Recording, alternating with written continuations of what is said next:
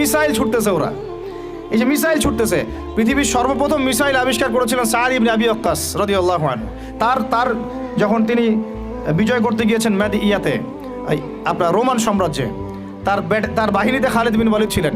ওই সময় ওটাকে বলা হতো মিনজানিক, ওটাকে মিসাইল বলা হতো না, বলা হতো মিনজানিক। এম শব্দটা রেখে দিয়েছে ওরা, মিনজানিক আরবি শব্দ, ওরা এখান থেকে মিসাইল শব্দ আনছে, কিন্তু কাজটা একই।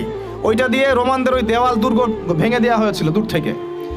আমি জাস্ট বলতে চাচ্ছি, চার খলিফার যুগে, আব্বাসীয়দের যুগে, উমাইয়াদের যুগে বিশ্বে মুসলমানরা যে প্রত্যেকটা ডিপার্টমেন্ট করে দিয়েছে, ওর উপর দাঁড়ায় আজকের এই পশ্চিমারা দাঁড়ায় আছে, এই বিশ্ব দাঁড়ায় আছে। এখন শিক্ষার মেরুকরণটা কি হলো তাহলে?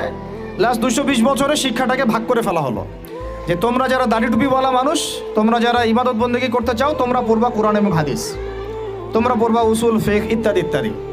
আর যারা তোমরা ডাক্তার হতে চাও, ইঞ্জিনিয়ার হতে চাও, ব্যারিস্টার হতে চাও,